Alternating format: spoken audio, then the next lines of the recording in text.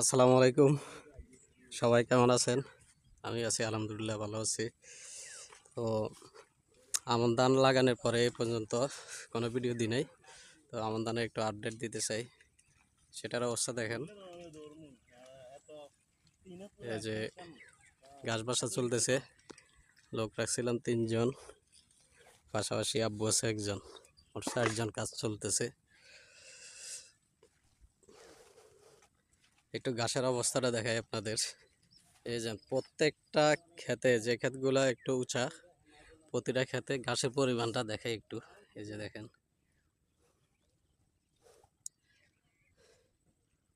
প্রচুর পরিমাণে ঘাস উঠছে, প্রচুর। আর এটা হলো আমার বরজেটার আলম ভাই, একটু হাই দেন।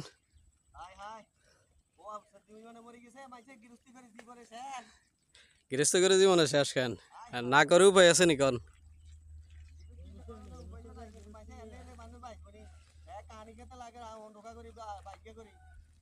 এখন এখন এটা শ্বাস করতে, আজকে শ্বাস করতে পারবেন নিয়ে যা, হ্যাঁ?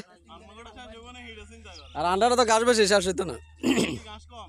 এটা বোধহয় একটু কম আছে, কম আছে।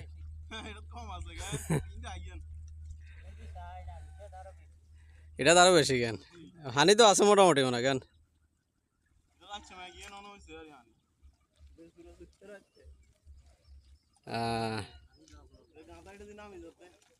এটা কি সাত দিছিলেন নি যারা? এই সাত দিছেন নাকি এটা? ও সাত, আচ্ছা আচ্ছা। তাহলে আমার হুমন ভাইয়াও আছে জ্ঞান, আবার আছে জ্ঞান।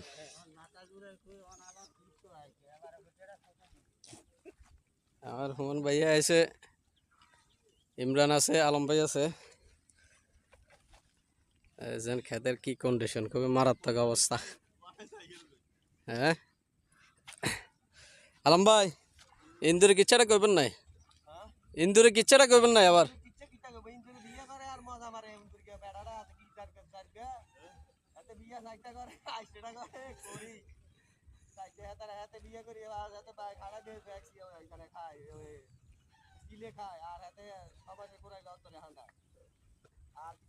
মানে এতে বেরিয়ে দিদি কাম করায়।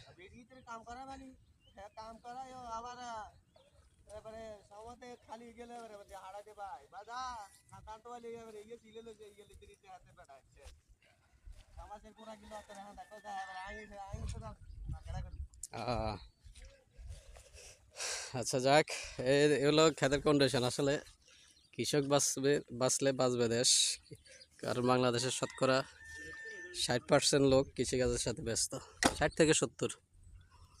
তো সবাই দোয়া করবেন,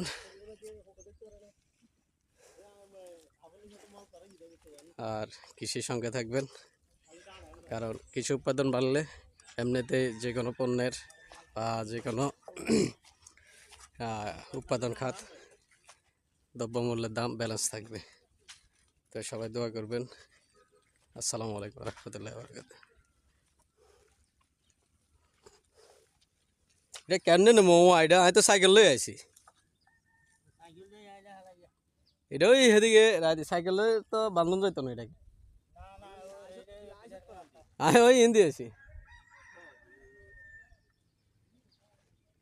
এই হুন্ডা হইলে নানকে যাইতো বান্ধে বন্দি, হুন্ডা তোর রশি আছিল।